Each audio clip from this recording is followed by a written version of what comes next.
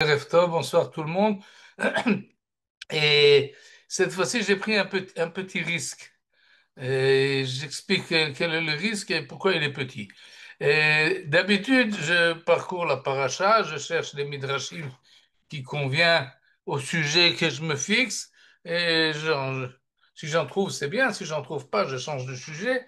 Et donc, j'organise le cours de certaine manière, quand plus ou moins, je sais ce que je cherche dans les midrashim et je cherche ce qui convient à mon but. Cette fois-ci, j'ai fait la démarche inverse. J'ai dit, j'ai pas de but. Je vais aller directement sur un midrash d'une manière très au hasard. Et ce qui va sortir, va sortir.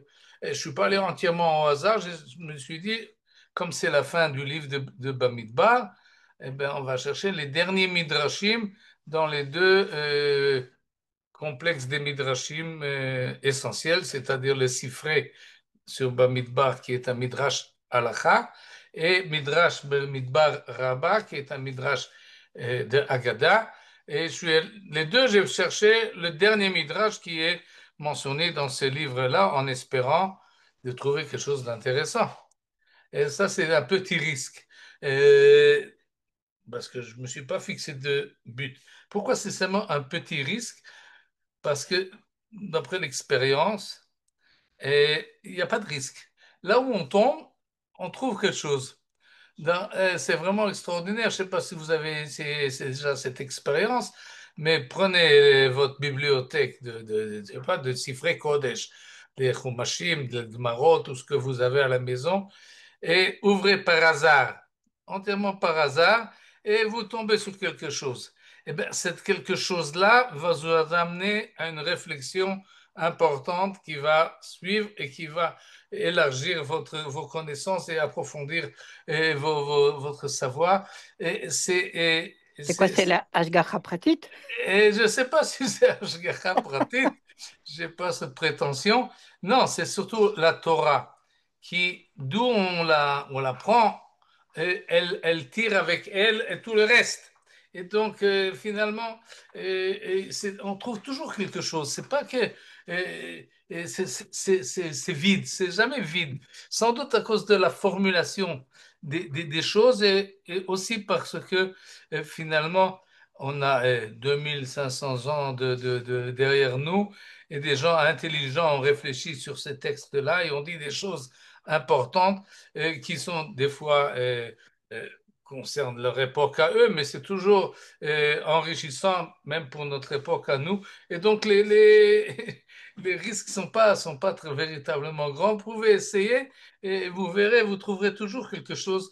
Ah, ça je savais pas. Ah, ça c'est nouveau. Ça donne réflexion, ça c'est important, ça se relie à quelque chose que je sais déjà, et d'une certaine manière, oui, c'est toujours réjouissant de trouver. Alors j'espère que moi j'ai été content d'avoir trouvé, va vous plaire également, et on va donc voir, premièrement, Bamidbar Rabbah, ensuite on aura le Sifré numéro 2, voilà, Parashat Masé, et et peut-être si on a le temps, on aura un numéro 3, mais pas forcément. En tous les cas, je commence.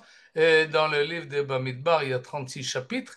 Et le Bamidbar Rabbah finit avec le chapitre 35. Il n'a rien à dire sur le dernier chapitre en question. Le chapitre 35 parle essentiellement des Rémiklat, des villes de refuge. Et comme ça commence là les trois versets là, Vaïdaber Hachem el Moshe les morts, parle aux enfants d'Israël et dis-leur, qui atem ovrim et Yarden artsa Kenan. Il traduit en juste titre, pas car vous allez, mais comme, étant donné que vous maintenant vous allez passer le Jourdain pour arriver au pays de Canaan, on s'y trouve effectivement au bout des 40 ans de désert. Alors vous arrivez maintenant, vous allez y rentrer. Alors sachez quoi faire quand vous y êtes. Vous choisirez des villes propres à vous servir de cités d'asile, comme ça on appelle ici Aré Miklat. Vous devrez choisir des villes qui seront considérées comme des villes d'asile, des villes de refuge. Refuge pour qui? pour le meurtrier, homicide par imprudence, nefesh maké, nefesh bishgaga, celui qui aurait causé la mort de quelqu'un involontairement. Alors, il a fait quelque chose de grave dans les conséquences, mais moins grave dans la cause. Et donc, il y a un certain compromis dans sa rééducation, dans sa punition. C'est qu'il va fuir dans une ville de refuge. Il sera exilé, en fait. Il ne pourra pas vivre dans là où il a l'habitude de vivre, surtout s'il est rattaché à un sol agricole où il tire son gagne-pain. Ben non, il devra aller dans une ville et là-bas, il restera jusqu'à, comme c'est marqué ailleurs, la mort du Cohen, le Cohen Agadol. Mais ce que doit faire maintenant donc le peuple juif en rentrant en Eretz Israël, c'est de fixer ces villes. Et ça, c'est la paracha détaille par la suite, et le Midrash va nous détailler également dans le Midbar Rabbah, voilà ce qui est marqué. Vikritem lachem arim, et vous trouverez donc des villes. Shesh arei miklat, il y en a 6 des villes de refuge. 3 be'eret Israël b'ma'arav, 3 dans la partie ouest d'Eret Israël et 3 de l'autre côté du Jourdain, du côté est. C'est comme si que le Jourdain euh, coupe le terre d'Israël en deux, ce qui est à l'est et ce qui est à l'ouest, et de chaque côté, il doit y avoir 3 villes de refuge. Et le Midrash nous donne les détails. Bnei Rouven, Bnei Gad, Shevet Amenaché, ce sont les 2 tribus ennemies qui étaient à l'est du Jourdain, et eux, ils vont choisir les villes suivantes. C'est pas marqué dans notre paracha. Dans notre paracha, on nous dit fixé, mais dans le livre de Dvarim, comme le peuple juif s'y trouve déjà dans ces territoires-là, il pouvait déjà décider, et bien voilà les villes qu'on va choisir. C'est l'occasion, on y est déjà. Alors qu'est-ce qu'ils ont choisi? Betzer Bamidbar, Be'eretz Hamishor, dans le territoire de Reuven, une ville qui s'appelle Betzer, une autre qui s'appelle Ramoth, elle se trouve dans la Gilad, un peu plus au nord, et encore plus au nord, Golan, ce que nous connaissons, les plateaux du Golan, Babashan, la Menachi pour la tribu de Menaché. Voilà les 3 qu'il y a à l'est, les 3 à l'ouest du Jourdain, Hebron, dans la tribu de Yehuda, dans la Judée, dans le sud de la Judée en fait, Shrem, dans le mont d'Ephraïm au nord de Jérusalem, et le Midrash nous dit Zéu Napoline. Qu'est-ce que c'est Napoline? Et Napoline, c'est un autre nom de la même ville qu'on appelle Shrem, mais à l'époque du Midrash, qui est déjà une époque post-biblique. Et là, cet endroit-là s'appelait Néapolis. Néapolis, c'est une ville qui a été refaite sans doute par les Romains, ils l'ont appelée Néapolis. Là, on a Néapoline. Et la prononciation, on ne la connaît pas exactement comment on prononçait cela, mais sans doute Népoline ou Néapolis. Et en tous les cas, c'est de cela qu'il s'agit. Aujourd'hui encore, les Arabes appellent la ville de Shrem Naplouse. Ils n'ont pas de P. Et alors, ils disent B. Et donc, c'est Nablus. Nablus, c'est Néapolis. Néapolis. OK, c'est la ville de Shrem qu'on connaît au centre des montagnes d'Éphraïm. La troisième se trouve dans le nord. Elle s'appelle Kadesh. Pas confondre avec le même nom dans le sud. Mais là, c'est Kadesh Begalil, Mishevet Naphtali. Au-dessus de Kiryat Shmona, vous avez à l'est de Kiryat Shmona une hauteur, et là-bas se trouve Kadesh Bagalil, Shevet Naphtali. Donc 3 à l'est, 3 à l'ouest. Et dans les années précédentes, on avait également amené une carte et on voit que plus ou moins ils correspondent. On peut mettre 1, 2, 3 des deux côtés, plus ou moins parallèlement, ils forment une ligne continue de chaque côté et ils sont en parallèle. En fait, ils découpent le territoire d'Israël habité en 4 parties. Et oui, depuis la frontière jusqu'à la première, entre les deux, le troisième, et jusqu'à la frontière nord. C'est très bien organisé tout ça, et ça permet donc dans chaque lieu, dans chaque endroit, à celui qui doit s'enfuir là-bas, il peut y aller rapidement. Continuons le Midrash. Moshe chilek le Rouven ולגד ולחצי שבט המנשה.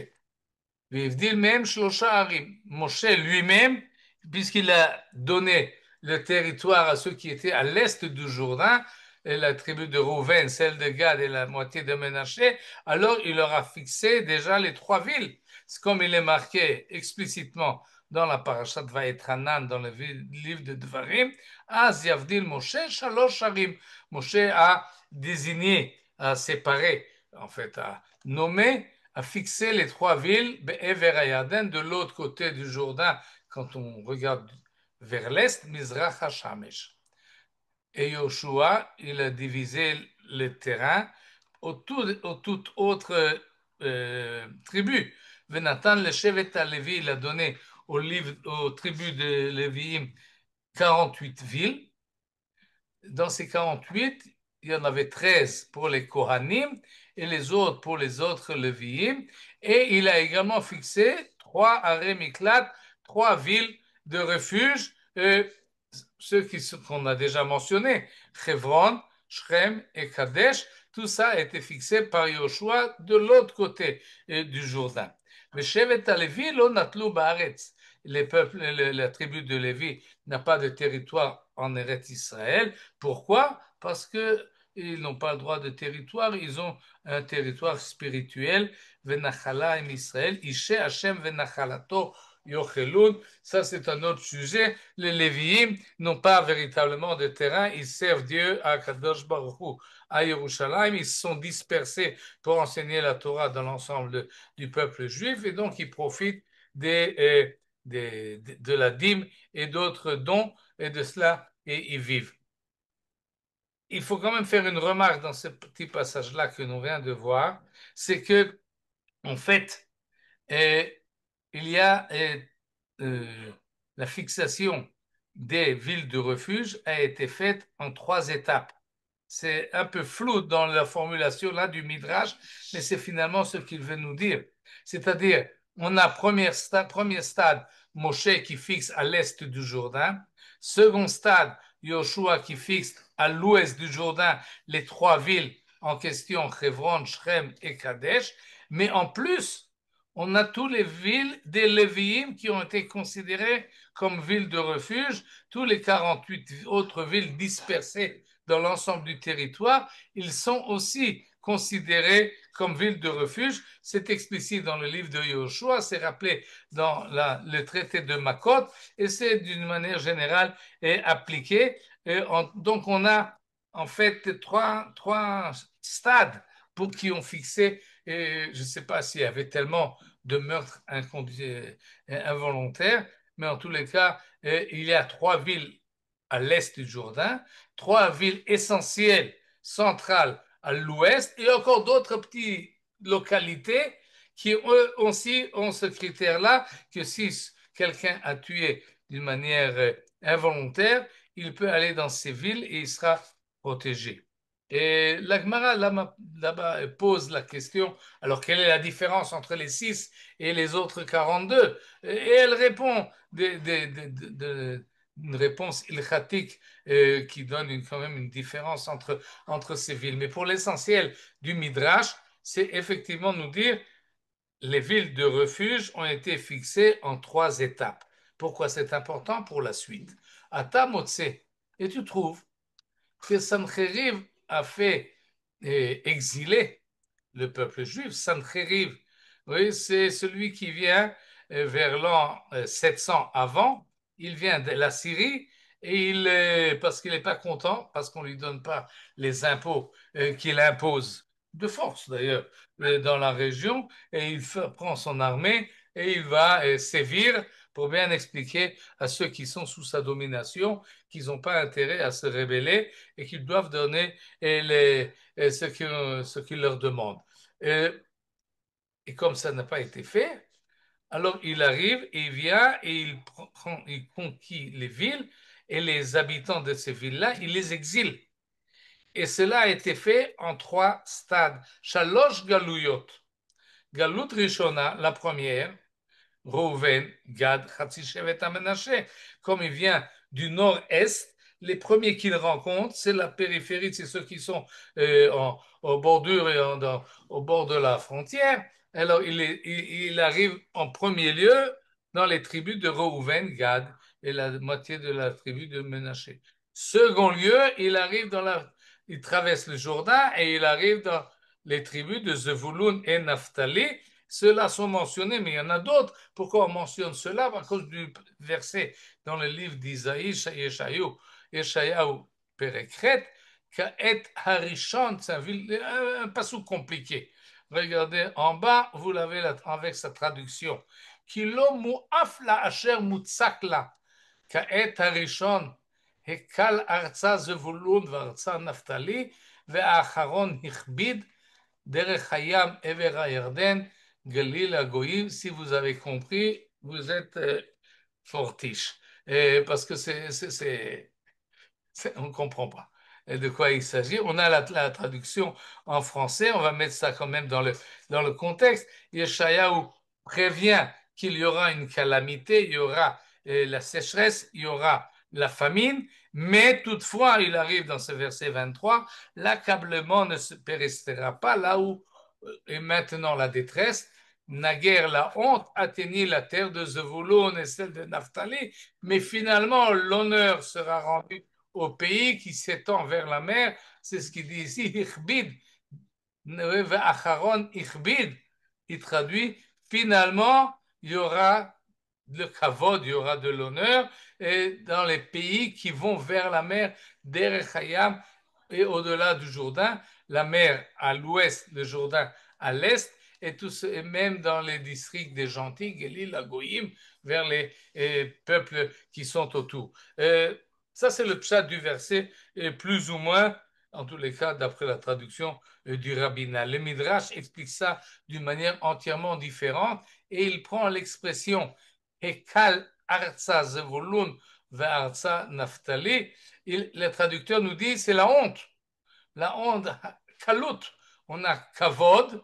Kavod, c'est l'honneur.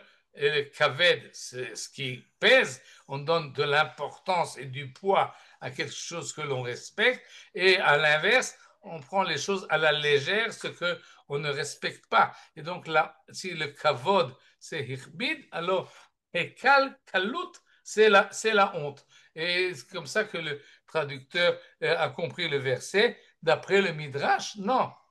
La Kaet Harishon Ekal. Il y aura maintenant deux, et il sort ça de son contexte, comme le fait le Midrash habituellement. Cette phrase-là signifie, d'après le premier stade de la galoute, en fait le second.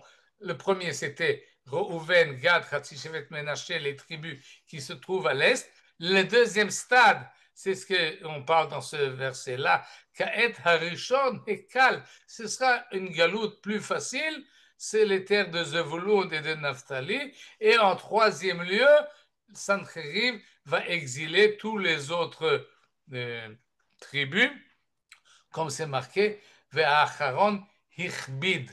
Et en dernier lieu, ce sera plus lourd, ce sera plus difficile. Et d'après la traduction, et là pour ça, il faut connaître bien la langue, parce que lorsqu'on veut balayer quelque chose, en ivrite moderne, on dit le taté ou le tatot. Un mataté, c'est un balai.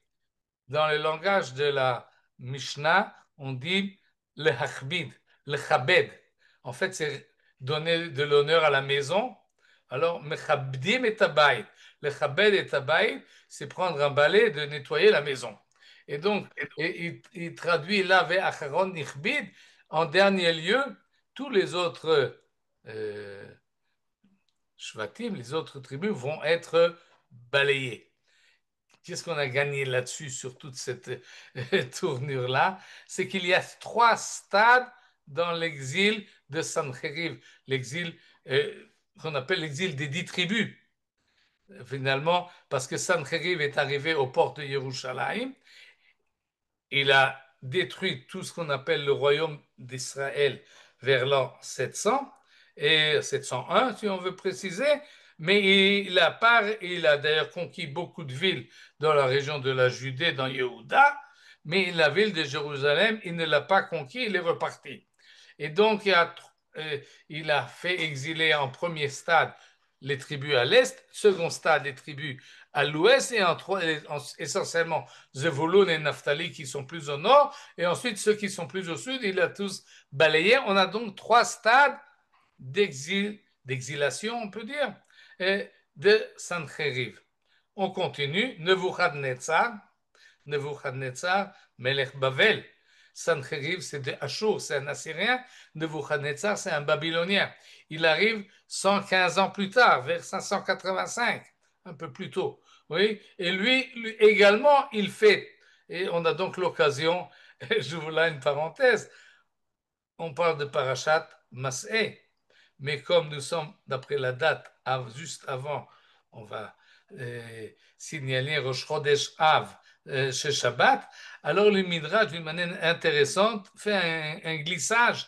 Il part de la paracha, mais il nous amène à parler de Khurban et de l'exil et de la destruction du temple, comme on va le voir. Et donc, et il nous fait le joint entre les deux. Tout de suite, on va compléter la démarche. Mais en tous les cas, nous avons déjà vu que Sancheriv, qui a détruit la grande partie géographiquement du pays, et a fait cela en trois stades. Nebuchadnezzar également, d'après le Midrash, il fait l'exil en trois stades.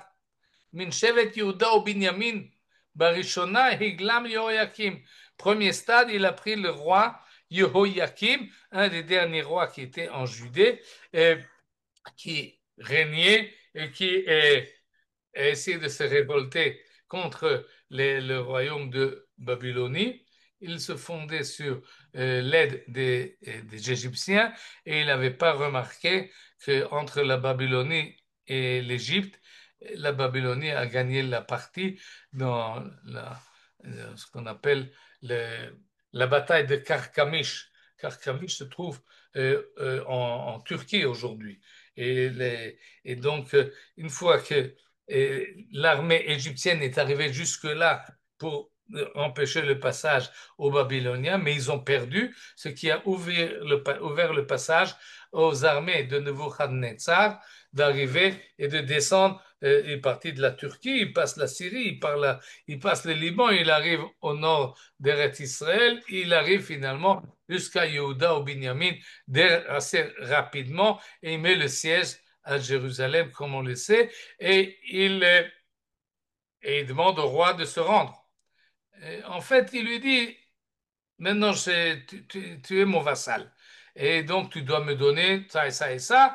Et Joachim accepte. Finalement, il essaye de se révolter contre cela, mais il n'arrive pas. Il est exilé. Maintenant, comme ça nous dit ce Midrash, qu'il est exilé.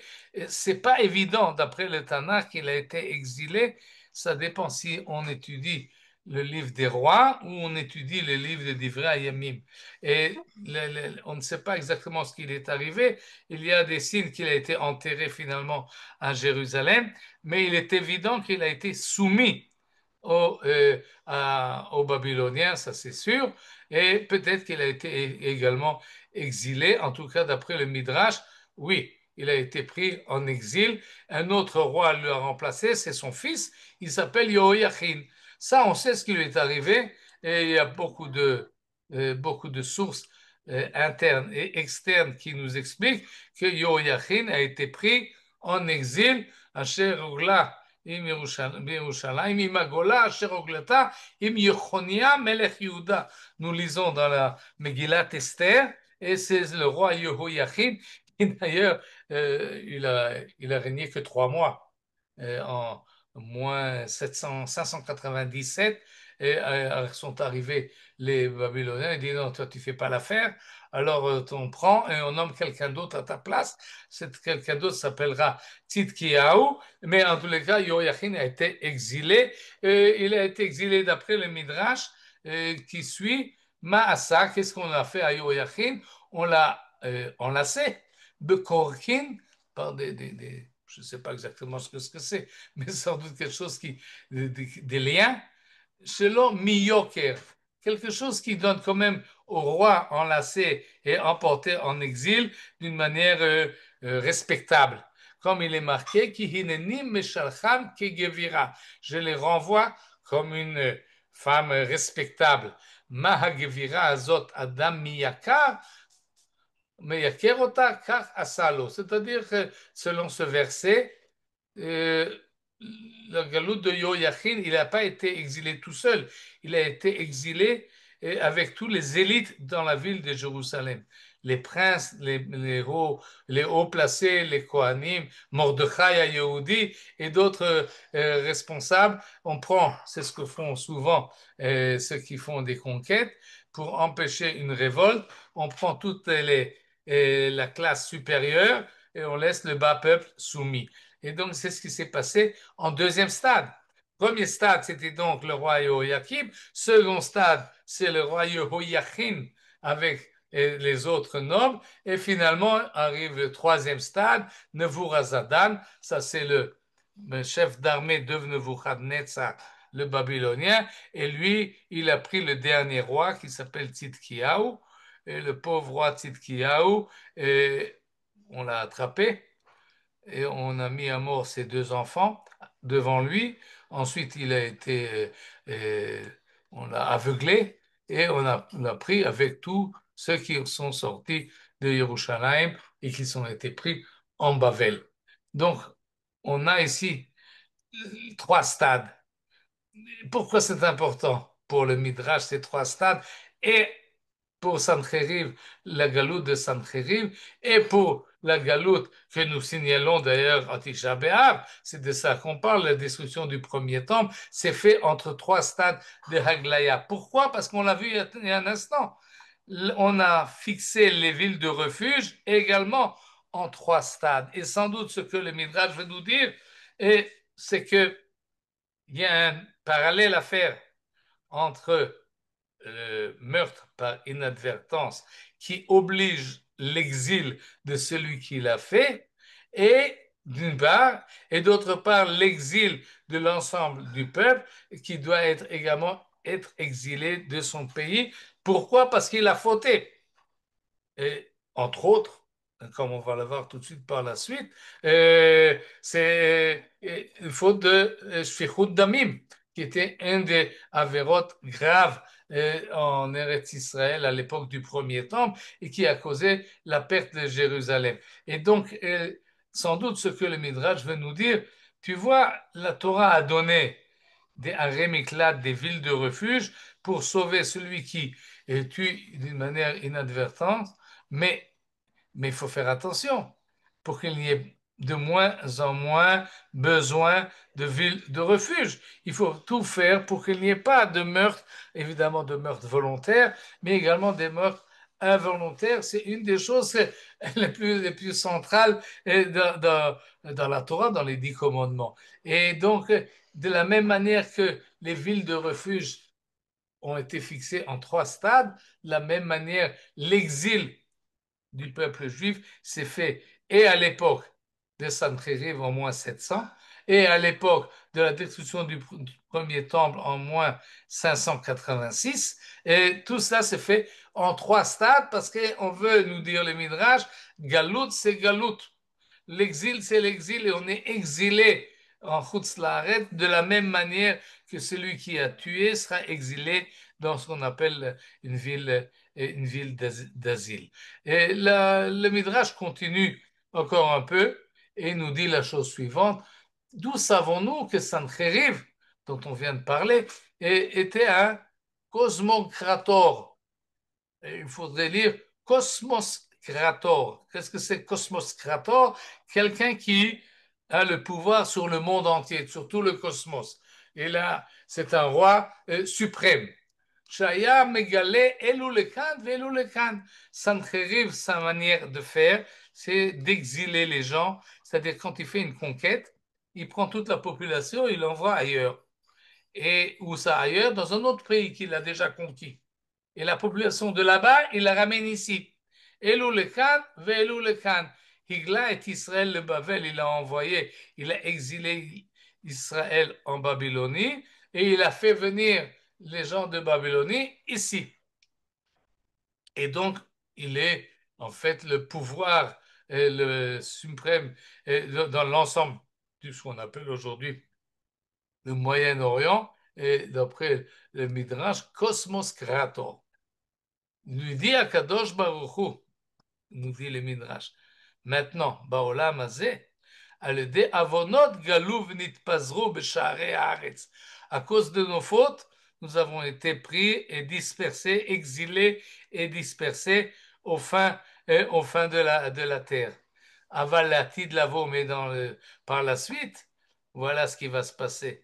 אם יהיה נידחך בקצה השמיים, משם יקבצך השם אלוהיך, ומשם ייקחך. Si tu seras à la fin des cieux, et bien de là-bas, Kadosh Baruch va te faire revenir, comme c'est marqué dans le livre de Dvarim. Et on a un autre verset, où Nefutzot Yehuda Yekabetz, il rassemblera tous les exilés, les dispersés de Yehuda qui se trouvent Arba Kanfot Haaretz, aux quatre coins du monde, et il va les faire ramener ici. Et on a un troisième verset, et sans doute que le Midrash voulait nous amener ici, de même que l'exil se fait en trois stades, et alors le retour se fera également en trois stades. Et voilà le troisième stade, Ufdouye Hashem Yeshuvun, les rachetés de l'Éternel reviendront, Uvaou Tzion Berina, et rentreront dans Sion en chantant, Vesimchat Olam al Rosham, une joie éternelle sur leur tête, et ça sonne Vesimcha Yasigu, Venasu Yagon Vanacha, ils ont retrouvé contentement et allégresse, adieu, peine et soupir. Et comme beaucoup de midrashim, c'est le dernier midrash du Sefer Bamidbar Rabba. On veut finir en beauté. On veut finir en quelque chose de positif. Et donc, on choisit, le midrash a choisi de parler de la galoute. Il est dans Parashat Masé, mais il glisse, il fait un certain passage de l'exil de celui qui a tué involontairement, et il passe à l'exil de l'ensemble du peuple juif, et de l'exil, il retourne à la Geoula, à la rédemption, qui, elle également, arrivera en trois stades. Ubaou Sion Berina, Ufdouye, Hashem Yeshuvun, tous ceux qui ont été pris en captivité seront rachetés et reviendront dans la joie et l'allégresse. Et c'est comme ça qu'est fini le livre de Bamidbar Rabba. Et voyons qu'est-ce qui se passe dans le livre de Sifrei Bamidbar, Parashat Masé, le dernier passage. Voilà ce qui est marqué. Et on passe maintenant au verset, dans le même chapitre, chapitre 35, le dernier verset, le verset 34. ולא תטמא את הארץ אשר אתם יושבים בה, אשר אני שוכן בתוכה, כי אני השם שוכן בתוך בני ישראל. Et de quoi il s'agit? Je n'ai pas ramené ici tout le chapitre, mais le chapitre il passe effectivement d'une manière très logique. On vient de parler de ceux qui causent un meurtre d'une manière, ils ont tué d'une manière parce qu'ils n'ont pas fait attention. Et le texte parle également de ceux qui tuent volontairement. Mais si ça arrive, alors il faut punir, il faut attraper l'assassin et faire justice. Parce que si on ne fait pas justice, alors s'il y a du sang innocent qui a été versé, ça souille la terre dans laquelle nous habitons. Ne souille pas la terre, ne la rend pas impure, impureté de meurtre. Oui, Asher ani shochen betocha, nous dit Akadosh Baruch Hu. J'y habite, j'y réside. Alors, dans un pays où j'y réside, qu'il n'y ait pas de souillure, entre autres, en transgressant l'interdiction de l'otirtzach, en cause une mort de personnes innocentes. Qui ani Hashem shochen betoch bnei Israël, car moi-même, éternel, je réside au milieu des enfants d'Israël. Ça, c'est la conclusion du chapitre qui parle donc de la préparation à l'entrée en Eretz Israël, quand vous rentrez en Eretz Israël, la chose peut-être la plus évidente et la plus importante qu'il faut faire, c'est éviter des cas de meurtre, évidemment volontairement, mais également involontairement, parce que tout sang qui est versé souille la terre.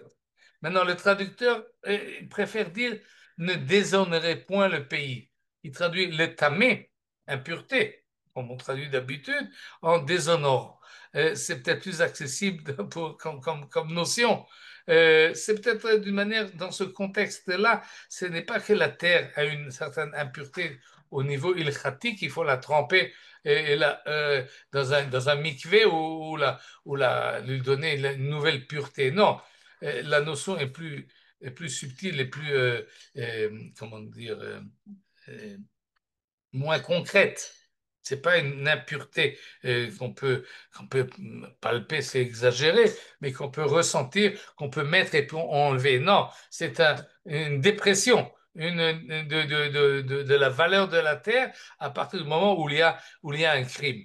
L'autre ne déshonorerait point le pays. On va voir que le Midrash également s'attarde sur cette expression-là, chez le Tum'at Haaretz, l'impureté de la terre. On va voir ce qu'en fait le Midrash. Ne rend pas impur. Magid, Akatouv, nous enseigne le verset, Shfichat damim, un meurtre, metame et haaretz. Elle rend la terre impure. Conclusion, conséquence de cela, ben, dans une terre impure, si Dieu y habite, eh ben, il quitte. C'est en fait la conséquence de ce verset-là. Si j'y habite et vous rendrez quand même la terre impure malgré ce que je vous ai demandé, alors la Shrina, mistaleket, la présence divine, ne peut pas résider là où il y a des meurtres et des assassinats. Non seulement ça, et là encore une fois, le Sifré, comme le Midrash Rabbah, nous sommes dans la Parashat Massé, mais selon le calendrier, nous allons vers Tisha B'Av, alors on ne peut pas éviter de mentionner Umipne Shifichut Damim, Harav Bet Hamikdash. Et le joint est évident, si la Shekhinah s'en va, alors il n'y a plus de sens au Beth Amikdash. Et le Beth Amikdash va être détruit. Ce qui détruit le Beth Amikdash, c'est Shfichut Damim, c'est le fait que le sang a été versé. Et dans ce contexte-là, le Midrash nous raconte une histoire. Maaseh, voilà ce qui est arrivé avec deux Kohanim. Shayu Shavim, ils étaient valables les deux. Et de quoi il s'agit? Il s'agit du service au Beth Amikdash. C'est d'ailleurs cette histoire-là est mentionnée avec un peu de différence dans la Mishnah de Maseret Yoma. Et on a un service à rendre, il y a un rôle à jouer sur l'autel. L'autel se trouve assez élevé, il y a une rampe qui monte vers le haut. Qui c'est qui va faire le travail en haut sur le misbéach? Tout le monde veut. Alors les Kohanim faisaient une espèce de course. On met ceux qui sont prétendants à la chose au bas de la rampe et hop, allez courir. Le premier qui arrive, eh bien, il aura gagné.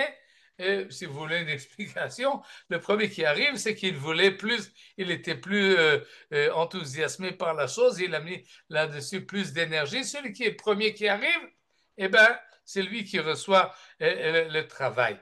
Et dans la Mishnah, il est marqué qu'il y en a un qui est tombé, il s'est cassé la jambe. Là, on a une conséquence plus grave, Natal Sakin, Vetak Alo Belibo, sans doute celui qui a perdu, celui qui n'a pas reçu la possibilité de faire le sacrifice sur l'autel, eh bien, il a pris le sakin, il a pris le couteau. Quel couteau? Pourquoi il avait un couteau? Sans doute pour égorger le korban, le sacrifice. Mais il se sert de son couteau pour le planter dans le cœur de de celui qui était son concurrent. Rabbi Tzadok, à ce moment-là, quand il y avait sur place un chacham qui s'appelle Rabbi Tzadok, que l'on connaît également par ailleurs par ses dires et par ses valeurs, il est monté sur les marches du Beth Amikdash et il a fait un discours, Shma'oni achenu Bet Israël, écoutez-moi mes frères d'Israël. C'est impossible ce qui s'est passé là. Un assassinat dans le Beth Amikdash. Mais il est marqué dans la Torah qui halal ba'adama, lorsqu'on trouvera quelqu'un, un cadavre sur le sol, Nofel Bassadeh, quelqu'un qui est tombé, assassiné. L'onodami on ne sait pas qui c'est qui l'a tué. Vous connaissez ce passage qu'on appelle Egla Arufa. Et alors, finalement, qu'est-ce qui se passe?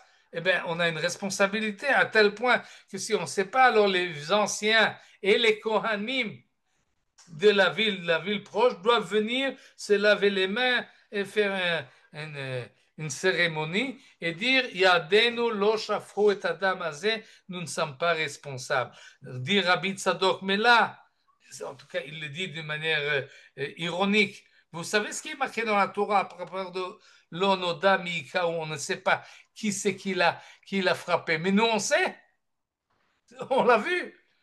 Alors, il dit peut-être qu'on va commencer maintenant à mesurer à part qui est la ville la plus proche.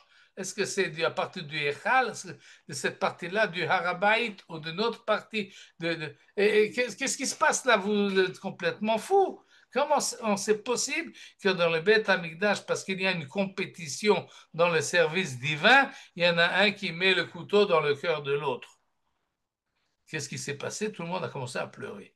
Gaou, quand l'Israël bepria, tout le monde a pleure. Ils ont été vraiment traumatisés par ce qui s'est passé et par les discours de Rabbi Tzadok. Tout d'un coup arrive le père de celui qui a été assassiné ou presque assassiné. Et arrive le père. Il dit, hey! Il se penche sur son fils qui est poignardé.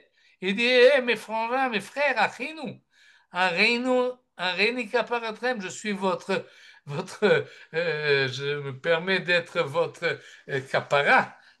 Comment on traduit votre, non, je sais pas, vous avez compris. Je suis votre, bon, kapara.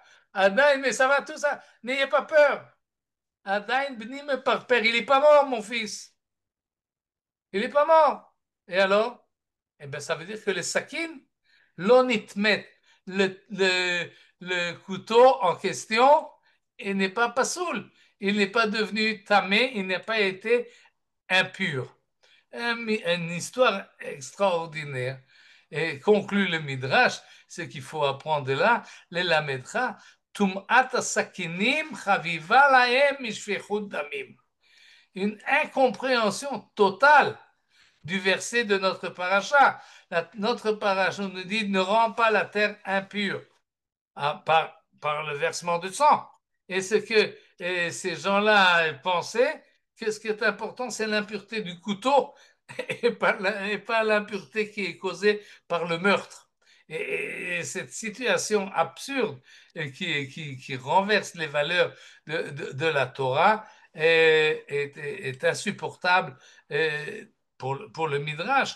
Et il nous dit, ça, c'est la cause, finalement, que là, je saute là le verset pour un instant, Mikan amrou be'avon shfichut damim, shchina mistaleket ou mikdash mitame. À cause de shfichut damim, à cause de l'assassinat, du versement de sang innocent, la Shrina ne peut pas résider et il s'en va et le Mikdash devient impur. C'est donc cette notion d'impureté qui a été traduite d'une manière pratique, disons. Si le couteau, on peut l'utiliser encore, on ne peut pas l'utiliser, une espèce de mesquinerie, de choses futiles par rapport à l'importance de la vie humaine. Cette chose-là rend impur le sanctuaire et cause la shrina de s'enlever. Et là, il faut savoir, si dans le premier Midrash que nous avons vu tout à l'heure, il était question essentiellement du premier temple, ici nous parlons d'une situation au second temple. Et cependant, nous dit, rappelle le Midrash, le Pasuk, Vegam dam naki shafach menashe arbe mood ad asher milet Yerushalayim pe le pe. Et à l'époque du roi Ménaché, il y a eu beaucoup de sang versé à Jérusalem, beaucoup trop, et Asher echti et Yehuda lasot hara b'nei Hashem.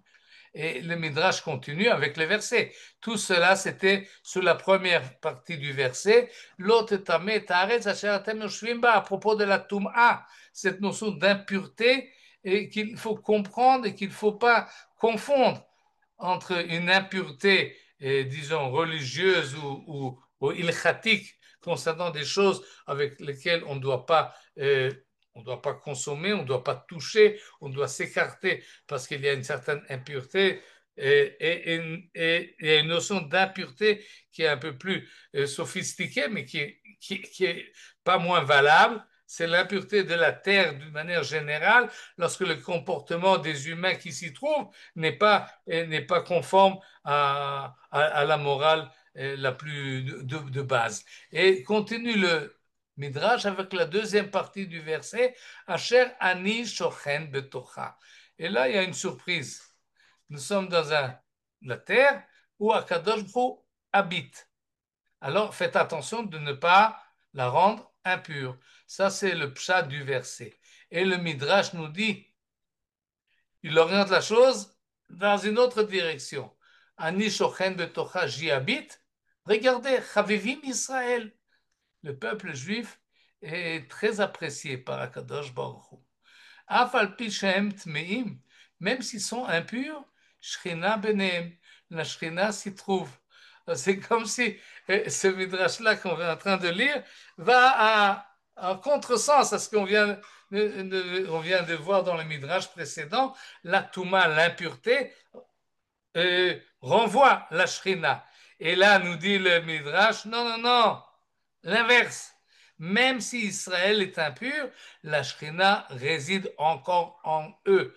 Et comme il est marqué, et toujours le Midrash, nous sommes déjà habitués, ramène des versets pour prouver ce qu'il veut prouver. Vechiper à la Kodesh mitumot bene Israël, il rendra donc kapara, il donnera, on n'a pas trouvé le mot tout à l'heure, alors on donnera kapara, mitum hot. Vous voyez, il y a un service à faire. Vaikra Tetzain, dans le livre de Lévitique, c'est le service de Yom Kippour qui remplace ou répare. Qu'est-ce qui répare? Les tum'ot, les impuretés des Bnei Israël et de leurs fautes, le chol chatotam, et c'est comme ça qu'il faut donc faire une correction. Le Oel Moed, Ashochen itam betor tumotam.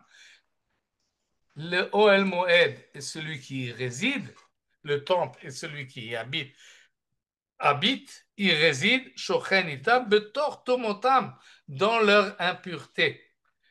Voulant dire, et c'est là-dessus que le Midrash ajoute, ne croyez pas que si vous êtes impur, la Shrina s'envole et alors vous êtes libéré de toute obligation. Non.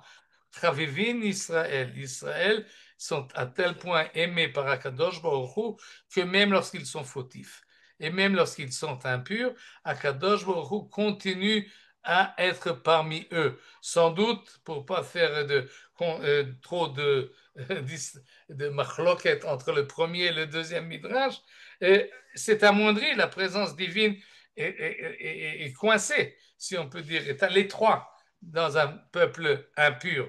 Alors, Mistaleket, elle veut se libérer, elle veut s'enfuir, elle veut partir, mais elle ne s'enfuit pas complètement. Elle reste, elle réside encore dans le camp, même si le camp est impur. Un deuxième verset qui ressemble au premier, dans lequel je réside, même s'ils sont impurs. Livre de Bamidbar, et il est marqué dans notre paracha, Asher atem Shimba, Asher ani shochen betocham.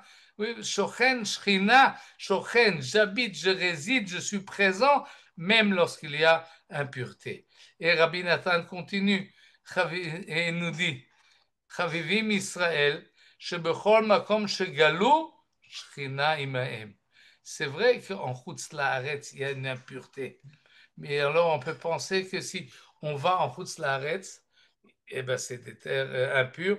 Akadosh réside ici, en Eretz Israël, réside dans le Beth Amikdash réside ici, mais alors à l'extérieur, il n'y est pas, à l'étranger, il n'y est pas, nous dit Rabbi Nathan, non, non, non, si Israël s'y trouve, alors la Shekhinah s'y trouve également, peut-être encore plus amoindrie, mais elle s'y trouve. Chaque endroit où Israël est allé en galoute, en exil, la présence divine était avec eux. Et là encore, le Midrash ramène des versets pour prouver le bien fondé de cette idée. Et les versets, comme souvent, il faut les contourner pour arriver à la conclusion, mais l'idée est évidente.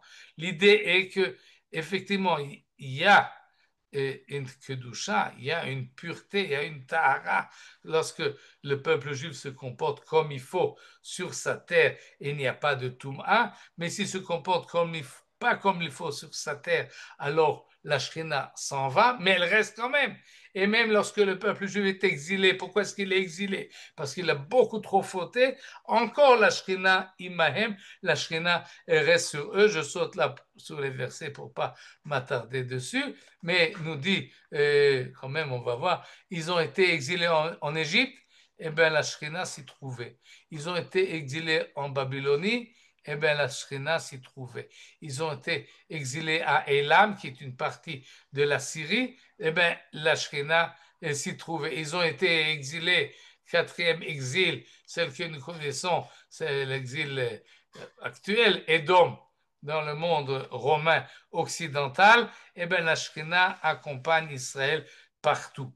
Et lorsqu'ils reviennent, eh bien, également, la Shekhinah revient avec eux et Shekhinah choseret imahem. Et là encore, le Midrash ramène des versets pour prouver Veshav Hashem Elohecha et Shvutcha, qui signifie il fera revenir, mais c'est marqué Veshav, il reviendra avec toi. Comme dit le verset joliment de Shir Hashirim, Iti mi Levanon Kala. La Kala, c'est Israël.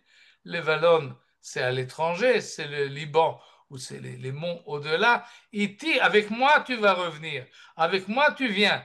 Iti Levanon kalla, iti Levanon tavoi. Tu reviens, mes roches Amana, des montagnes et de l'étranger, qu'on appelle ici Amana, ou Snir, ou Hermon, ou là où se trouvent les, les, les lions et les autres fauves. Et Itim et Levanon, Akadosh Baruch Hu revient avec le peuple juif. Et Rabbi Omer, et par cela on finit, Machal le Madavar Domé, à quoi ça ressemble? À quelqu'un, un roi, qui son serviteur va le chercher, il dit, si tu me cherches, je suis chez mon fils. Oui, alors ne m'appelle pas dans le palais parce que je suis avec mon fils. Kol zman shata mevaksheni, areini etzel beni. Et donc, je suis toujours avec mon fils. Et voulant dire, Rabbi Yehuda Anassi, oui, veut nous dire qu'en fait, il n'y a pas de divorce entre Akadosh Baruch Hu et le peuple juif, parce que le peuple juif est considéré comme son fils, et de la même manière qu'un père ne désiste pas son fils, même s'il est fautif, de la même manière, Akadosh Baruch Hu continue à habiter Betor Tumotam, même lorsque le peuple juif est tamé. Et c'est comme ça que finit le Midrash Rabbah. Vous voyez que c'est presque la même démarche que le Sifré. Oui, il veut aussi finir en beauté, il veut finir d'une manière qui calme, qui rassure. Et donc, on commence par des remontrances. On commence par, faites attention, faites attention que la terre ne soit pas souillée, parce que le meurtre et les assassinats causent finalement que la Shrina a du mal à rester ici et le Beth Amikdash risque d'être détruit à cause de ces de versements de sang. Mais finalement, petit à petit, le Midrash préfère une autre vue, bien que effectivement la remontrance est importante et, et elle va dans le sens de la paracha.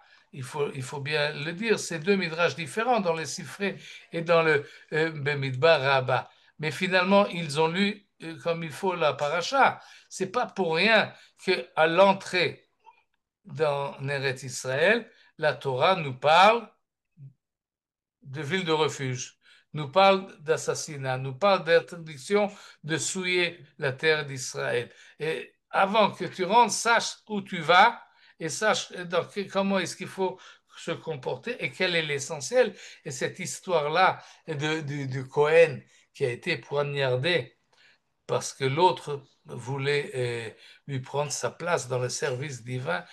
C'est une histoire tellement, comment dire, une image tellement forte, tellement euh, concrète d'un paradoxe qui est insoutenable. Celui qui veut servir le divin se permet de frapper celui à cause de cela. Il frappe un être humain. Tu as oublié que c'est marqué l'Otirtzach, tu as oublié que la paracha de Egla Arufat, tu as oublié l'essentiel de la Torah. Il n'y a pas de service au Beth Amikdash qui peut se faire sur le compte d'autrui. Et donc cette concurrence-là est impossible et inimaginable. Vous pouvez en tirer des conclusions actuelles assez facilement, mais c'est finalement ce que nous dit le Midrash et ce que nous dit tous les Midrashim à propos de la perte du premier temple et du second temple et de l'exil à cause de Shfichut Damim, entre autres. Il y avait aussi Avodah Zarah, il y avait aussi Gilui Arayot, mais dans le premier temple, dans le second, c'est Sinat Chinam, qui revient à la même idée. Et ces idées-là, elles sont tellement centrales, tellement évidentes, tellement de fondement du judaïsme depuis lors jusqu'à aujourd'hui, qu'on ne peut que rappeler ce que disait le Rav Kook. Si le premier et le second temple a été détruit à cause de Sinat Rinam, alors le troisième sera reconstruit à cause, ou grâce plutôt, à Havat Rinam. Amen. Alors, Michael, il y a toujours Oui, cette notion de capara, c'est-à-dire Dieu pardonne, comme à oui, Kippour, quoi. C'est ok. ça?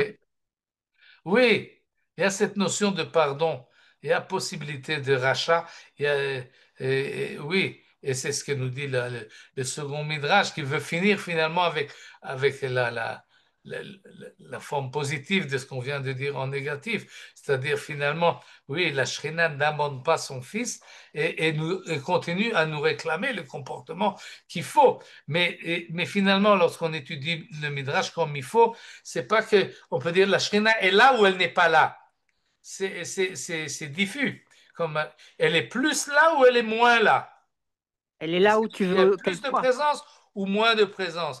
Et le moins peut aller jusqu'à que finalement on l'oublie complètement. Et le plus, c'est le bêta migdash qui fonctionne comme il faut. Et entre les deux, nous sommes appelés Ouais. Ouais. à renforcer. La Shrina est là où tu veux qu'elle soit aussi, si tu veux l'avoir dans ta Je n'ai pas maison. compris. La Shrina, elle est là où tu veux qu'elle soit. D'accord, d'après l'idée du rabbi de Kotzko, et là on la laisse Oui. entrer, elle s'y trouve. Mais Voilà. laisse entrer, euh, c'est dans le sens, on lui fait de la place. Exactement. Ouais. Oui, dans notre comportement essentiellement, dans nos convictions et Mm, dans notre manière d'organiser notre vie courante mm. au niveau personnel, mais le Midrash parle également au niveau national Collectif. Ouais. collectif. Il y a Mm. une ambiance générale qui permet que toutes ces villes de refuge soient trop peuplées. Ouais. Et ça, il faut faire attention, il faut avoir un chronomètre ou plutôt un thermomètre qui nous, qui nous dit exactement où on en est. Et je crois on n'est pas vraiment là où il faut de ce point de vue-là. Et le meurtre est beaucoup trop courant. Je me rappelle que le Rav Goren, vous vous rappelez du Rav Goren, il était le Rav Ouais. Rashi d'Israël. Il y a eu un meurtre lorsqu'il était le grand rabbin d'Israël. Il voulait décréter un jour de jeûne après ce meurtre-là. Et on lui a dit, attention, si tu décris, si tu décris, c'est décrit pour un meurtre, tu risques de rien manger pendant toute l'année. Euh, Euh, alors ça ne l'a pas fait. Mais depuis, à l'époque, le meurtre était assez rare. Aujourd'hui, il ne se passe pas 2, 3 jours, sans, même moins, je crois, sans qu'il y ait un meurtre en Israël. Mm. Et, et- bon, on pourra toujours dire, c'est les Arabes qui se tuent entre eux. C'est vrai, mais c'est vrai statistiquement. C'est pas, il n'y a pas que ça. Mais même, et alors, nous sommes responsables. Ouais, Et, cet avertissement de la paracha, elle est grave, elle est importante et il faut, à mon avis, il faut réagir. Bezrat Hashem. ouais, tout à fait. Toda rabba. Kol Tov et Shabbat Shalom et Chodesh Tov. Chodesh tov. Toda rabba, Michael. Et on se reverra la semaine prochaine. Ce sera déjà plus le livre de Bamidbar, on sera déjà dans le livre de Dvarim, les Toda rabba. paroles. Bonsoir, Merci. bonsoir, bonsoir tout le monde. Shalom, Toda shalom. rabba. Shalom, Marhaba, shalom. Shabbat Shalom. Et bonne santé à Madame Annette. Ouais, refresh les manettes. Refoua shlema. Merci d'avoir visionné cette vidéo. Je vous invite à vous abonner à notre chaîne InMode pour plus de replays, de conférences, de cours, d'interviews. Cliquez sur le bouton juste ici et vous êtes abonné à l'InMode. À très bientôt.